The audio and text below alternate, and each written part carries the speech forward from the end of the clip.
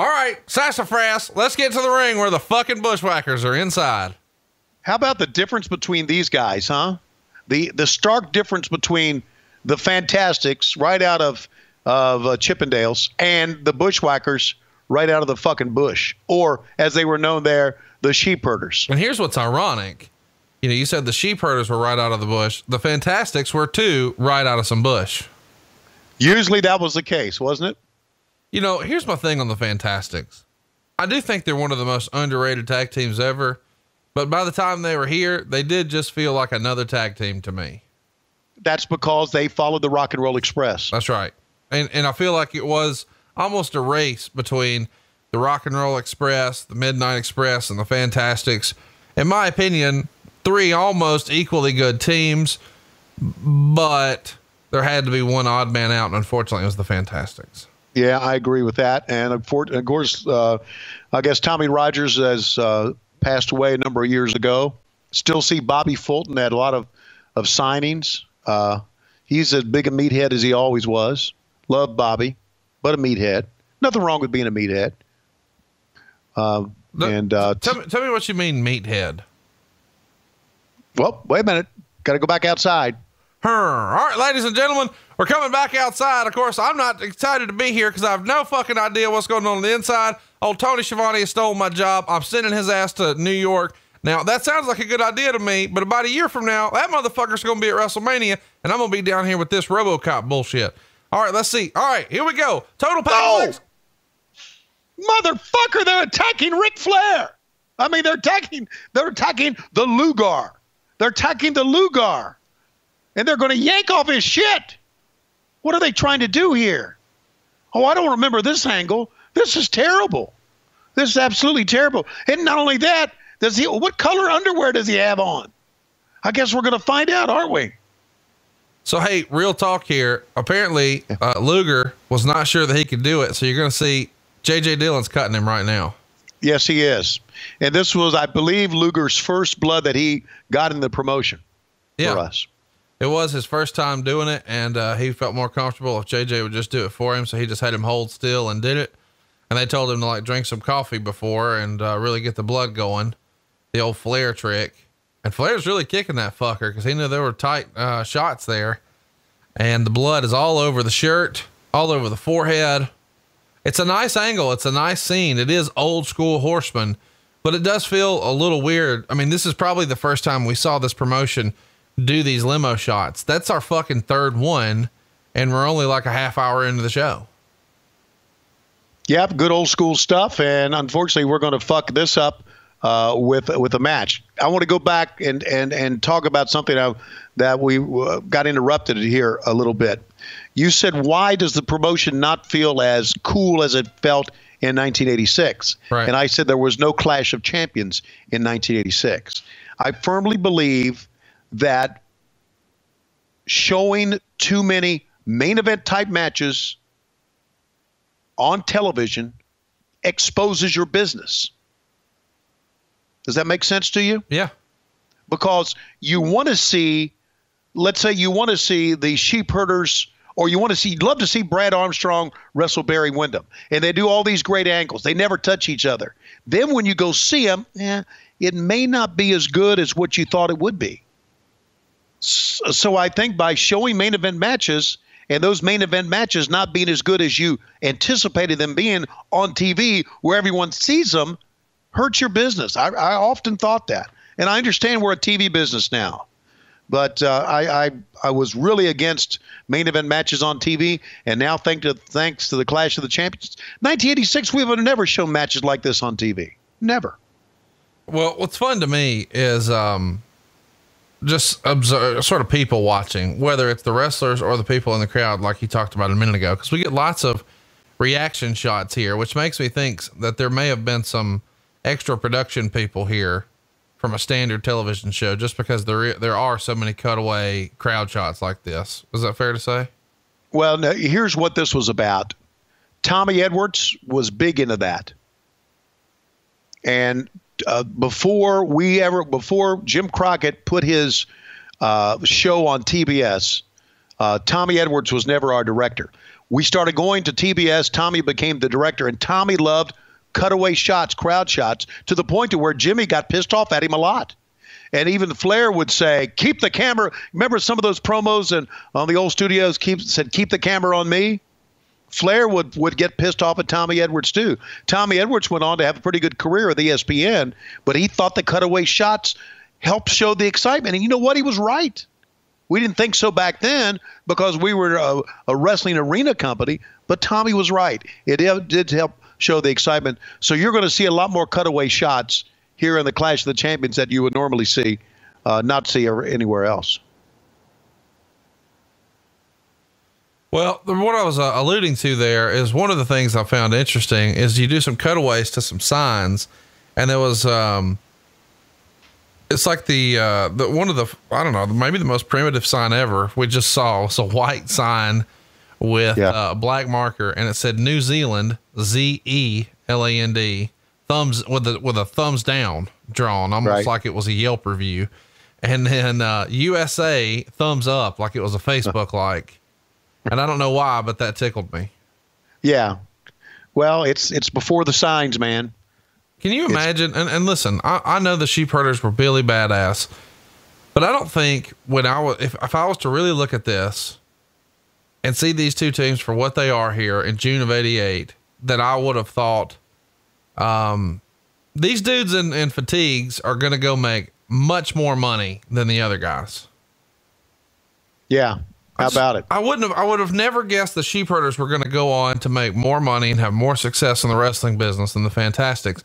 Some people will take issue with that because they'll say, oh, Tommy Rogers and Bobby Fulton are much better wrestlers. Not arguing that, but venturing a guess, the Bushwhackers being on the road for Vince, they probably made more money. Oh, there's no question. You know, Luke Williams still wrestles today part-time.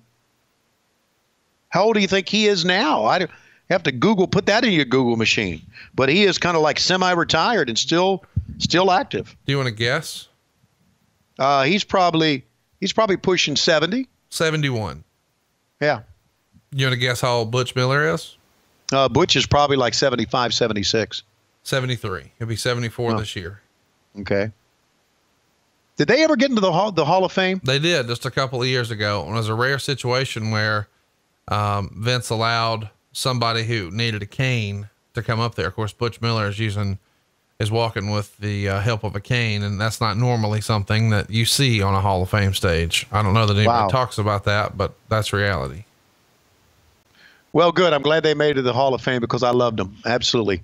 Not only that, they were good guys. They were just good guys. Love talking to the Bushwhackers. I've been told that both of them are funny motherfuckers. Yes, they are. Absolutely. I've told you that story about him, Luke Williams spitting in the crowd, haven't I? In Charlotte. It's raining. Have I told that story on this podcast? Maybe so. Yeah, where he would go, it's raining, mate, it's raining. And of course, he only had like one tooth in his head, and he used to be able to blow his spittle out to where it would be like a drizzling shower, and it would get everybody on the front row. And he kept doing that. And finally he blew one time and a big thing of snot came out of his nose and went down onto the mat. And I was doing the ring announce, and he was trying now to get that snot off his nose, and he was fighting with a stream of snot from his nose to the mat. Wow. And that's just him being Luke. Once he saw that he was hooked onto the mat with a stream of snot, he was going to fight it off. He wasn't going to just wipe it off and go on about his business. He was going to make a bigger deal out of it.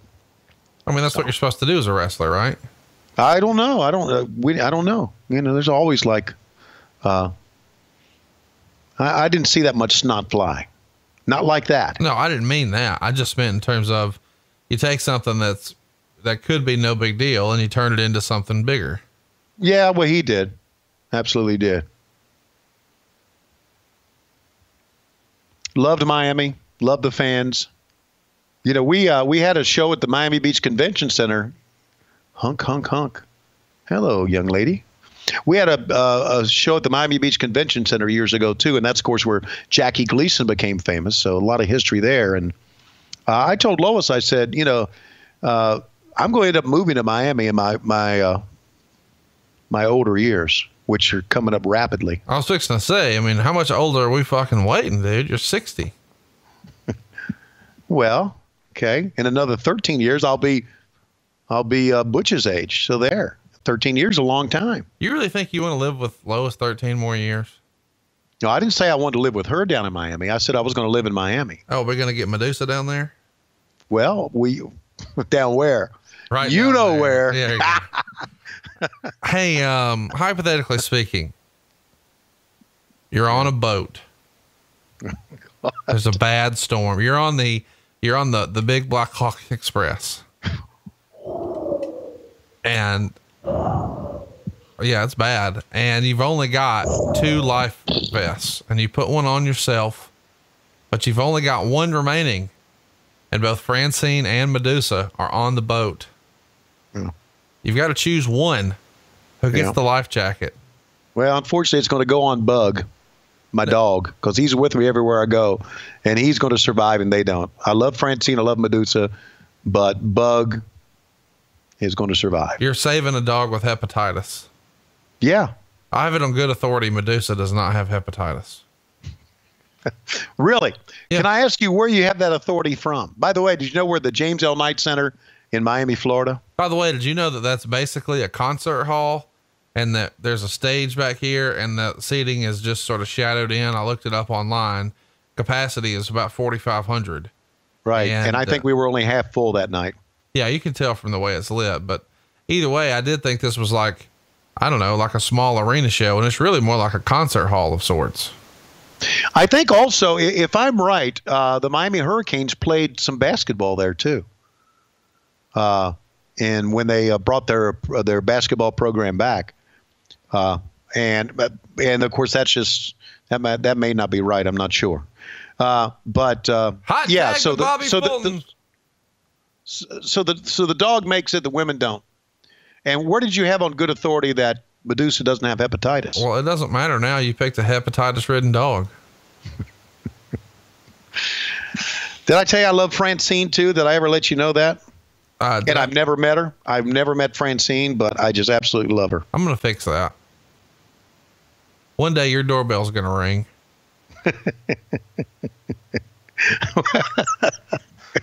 One day my doorbell's going to ring. One day you and Lois are going to be sitting on the couch, and you're going to hear ding dong. And you know, Lois ain't getting excited about no ding dong. So you're going to go check it out. Yeah. And when you swing that door open, you're going to have a little hardcore surprise. Wow. Is that coming up this week? Maybe?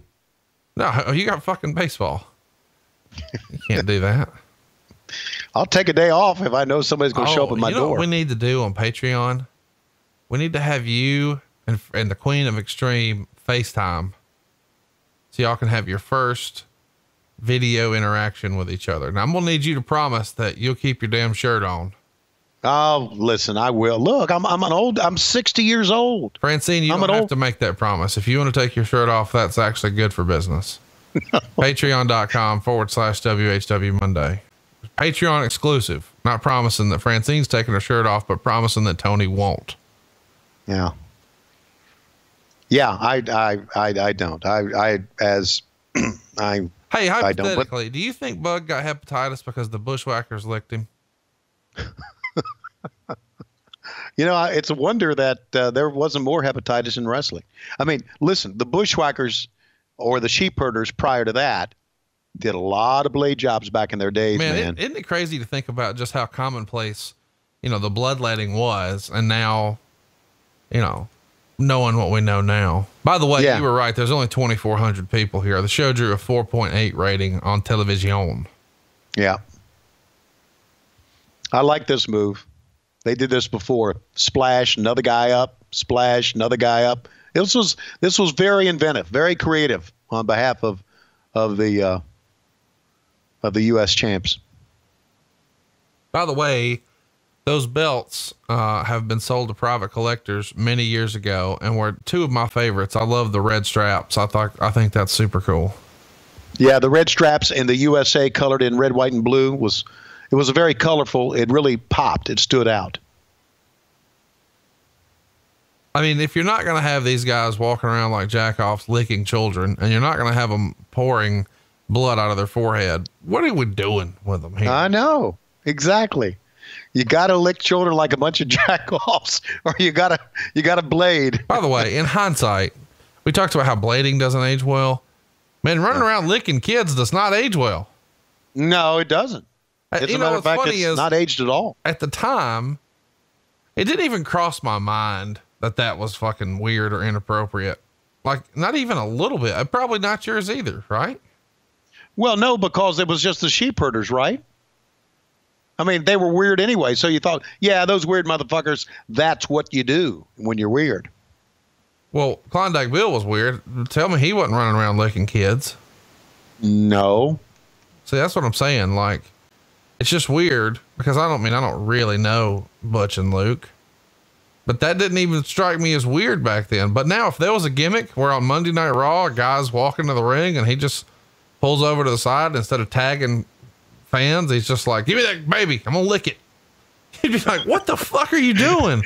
My kid down. I would love to see that now. That might help fucking ratings. I dare them to do it on the first show on Fox. Can you imagine? Lick a baby. I dare them.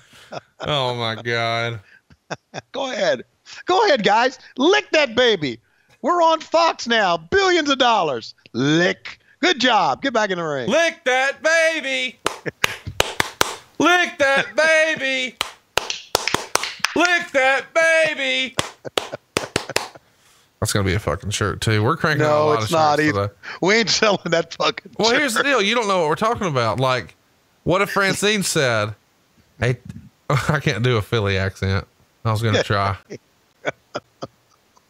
Imagine someone from Huntsville, Alabama, not being able to do a Philly accent. No, I'm a fucking hillbilly. I can't do it. Man, man. He nailed that some bitch with that chair. Holy shit. It's not one of your folding chairs that you normally have, right? No, and that was full speed right in the fucking back. Yes, it was. Those things are very, very heavy, man. And those things get moving through the air, they're going to connect with something. How about the biggest dude in the fucking involved in the match is on the outside waving a flag instead of wrestling? Right. That is, that wasn't Jack Victory, was it? Who was that? Who was their flag bearer at that time? I don't think that's Jack Victory. Is that Rip Morgan? Rip Morgan or Rip something? The Proud Americans, the Fantastics. They're proud Americans. Like well, I don't know why that's funny to me. The Proud Americans. The Proud Americans. Not just Americans. We're proud. Rip Morgan is the name that you're looking for. Yeah. The Proud Americans.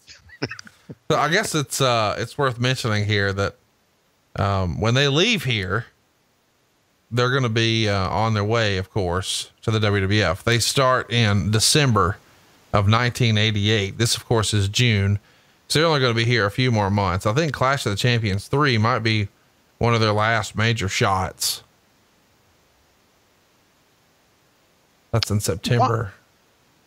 Why did I often wondered why Vince renamed them the Bushwhackers instead of the Sheep Herders. He probably wanted to own it.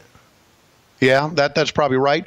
And in reality, that's what they're known more now as the Bushwhackers than they are the Sheep Herders. Oh, of course. I mean, I'm sure he wanted to own it because he sort of changed everybody's gimmick, but I'm sure he also probably wanted to not have any sort of animal associated with it.